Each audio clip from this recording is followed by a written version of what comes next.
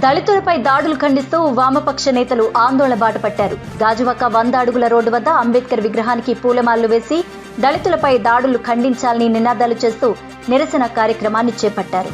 పెందుర్తి మండలం సుజాత నగర్లో ఒక దళిత యువకుడికి సెల్ ఫోన్ పోయిందనే నేపథ్యంలో శిరోమండనం చేయడం దుర్మార్గమైన చర్య అని వారు పేర్కొన్నారు. ఎస్సీ ఎస్టీ అట్రాసిటీ కేసుల సమాచార చట్టాలను అత్యంత పకడ్బందీగా ఉండేందుకు ప్రభుత్వం చర్యలు తీసుకోవాలని వామపక్ష నేతలు తెలిపారు. మరిన్ని వివరాలు మా ప్రతినిధి నాయుడు అందిస్తారు. రాష్ట్రంలో దళితుల మీద జరుగుతున్న దాడులు కూడా పూర్తిగా వామపక్ష నేతలు పూర్తిగా ఖండిస్తున్న పరిస్థితి. ప్రస్తుతం మనం విశాఖలో చూస్తున్నట్లయితే పెందుర్తి మండలంలో ఇటీవల జరిగిన ఘటన కూడా పూర్తిగా వామపక్ష నేతలు పూర్తిగా వ్యతిరేకిస్తున్న పరిస్థితి. ఇదే అంశంపై మనతో మాట్లాడడానికి వామపక్ష సంబంధించిన నేతలు కూడా ఉన్నారు. వారితో కూడా మాట్లాడి ఈరోజు ప్రభుత్వాన్ని ఏం కోరుకుంటున్నారు కూడా వారు మాట్లాడి తెలుసుకున్న ప్రయత్నం అయితే చేద్దాం. సార్, ఈరోజు ఏం కోరుకుంటున్నారు సార్ ప్రభుత్వాన్ని మీరు? నూతన్ నాయుడు ఇంట్లో మొన్న జరిగిన ఘటన, అంతకుముందు కాకినాడలో జరిగినటువంటి ఎమ్మెల్యే గారు సమక్షంలో జరిగిన ఘటన, దాని మీద రాష్ట్రపతి గారు కూడా స్పందించాడు. 70 సంవత్సరాలు స్వతంత్రం వచ్చిన తర్వాత, అంబేద్కర్ రాజ్యాంగం రాసిన తర్వాత, భారతదేశంలో అందరికీ సమాన హక్కులు ఉన్నాయని చెప్పిన తర్వాత, మరి ఈరోజు కూడా దళితుల మీద ఈ రకంగా దాడులు జరుగుతూ ఉన్నాయంటే, బలహీన వర్గాల మీద దాడులు జరుగుతున్నాయంటే, ఆర్థికంగా లేని వాళ్ళ మీద దాడులు జరుగుతున్నాయంటే సమాజంలో చట్టాలు ఎక్కడ అమలు జరుగుతూ ఉన్నాయి అంటే, ప్రభుత్వాలు పేరుకి ఏం మాట్లాడినా ఓట్ల కోసం వాటిని ఉపయోగించుకున్నా ఈవేళ చట్టాలనే వాళ్ళ చుట్టాలుగా మార్చుకుని డబ్బులు ఉన్న వాళ్ళకి ఒక రకంగా లేని ఒక రకంగా చేయబట్టి దాడులు జరుగుతూ ఉన్నాయి. నిజంగా నూతన్ నాయుడు గారి ఇంట్లో ఆయన తప్పు చేసి ఉంటే చట్టం ఉంది, పోలీస్ స్టేషన్కి వెళ్ళు, కంప్లైంట్ ఇయ్యి. అంటే ఈరోజు నీకు ధనబలం ఉందని చెప్పేసి అన్యాయంగా పట్టుకుని ఒక దళితుడిని గుండె గీయటం, కొట్టడం, తనడం అనేది ఎంతవరకు కరెక్ట్? ఇట్లాంటి ఘటనలు భవిష్యత్తు పునరావృతం కాకుండా ఉండాలంటే మాత్రం ప్రభుత్వం కఠినంగా చర్యలు తీసుకోవాలి. ఉన్నాయి, చట్టాలు ఉన్నాయి. దళితుల మీద ఏమాత్రం అమానుషంగా ప్రవర్తించినా శిక్షించాలనేటువంటి చట్టాలు ఉన్నాయి. కానీ ఎక్కడ అమలు చేస్తున్నారు అవి? ఎస్సీ ఎస్టీ సబ్ ప్లాన్ నిధులు ఉన్నాయి, ఎక్కడ ఖర్చు పెడుతున్నారు? ఈ వివక్షత అనేది నేటికి కొనసాగుతూ ఉంది. 70 సంవత్సరాల తర్వాత కూడా దీని మీద ఎప్పటికైనా చట్టాలు కఠినంగా అమలు పరచాలి. ఇట్లాంటి ఘటనలు పునరావృతం కాకుండా తగిన కఠినమైన చర్యలు తీసుకోవాలనేది మేము ప్రభుత్వాన్ని డిమాండ్ చేస్తున్నాం.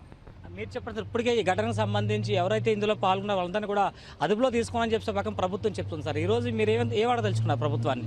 మేము ప్రభుత్వాన్ని చెప్పేది ఒకటే, దళితుల హక్కులు కాలరాస్తే వాళ్ళ మీద చర్యలు తీసుకోవాలి. ముఖ్యంగా ఎస్సీ ఎస్టీ సబ్ ప్లాన్ని అమలు చేయాలి.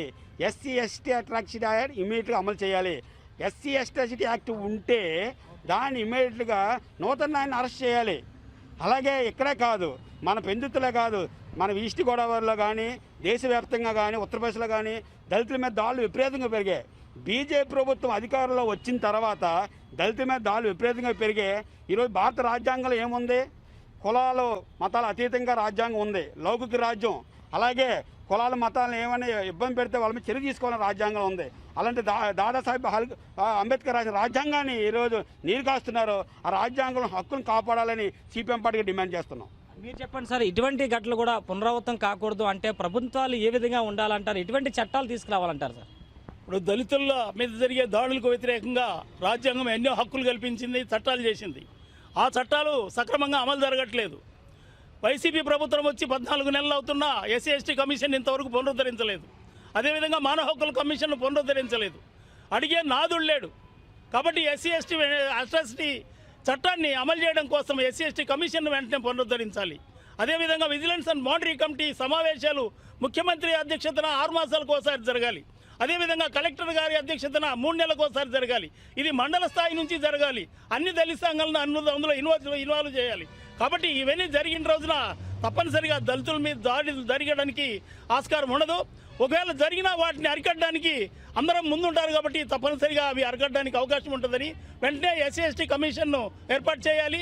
మానవ హక్కుల కమిషన్ను ఏర్పాటు చేయాలంటే విజిలెన్స్ అండ్ మానిటరీ కమిటీని వెంటనే నిర్మించాలని కుల వివక్ష వ్యతిరేక పోరాట సంఘం మేము కోరుకుంటున్నాం. ఈరోజు మనం చూసినట్లయితే రాష్ట్రంలో వరుస ఘటనలు అంటే దళితుల మీద జరుగుతున్న వరుస ఘటనలు కూడా చూస్తూ ఉంటే చాలా బాధాకరంగా ఉందని చెప్పి ఇక్కడ వామపక్ష నేతలు తెలుతున్న పరిస్థితి. కఠినంగా కూడా ఇటువంటి అంశాల మీద కూడా అంటే దళితుల మీద కానీ అణగారు వర్గాల మీద అయితే దాడులు జరుగుతున్నాయి కూడా దీని మీద చట్టాలు కూడా పూర్తిగా అమలు చేయాలని ఏ విధంగా ప్రభుత్వాలు కూడా పూర్తిగా దృష్టి పెట్టాల్సిన అవసరం ఎంత ఉందని చెప్పి వామపక్ష నేతలు ఇక్కడ సూచిస్తున్న పరిస్థితులు మనకు కనిపిస్తున్నాయి.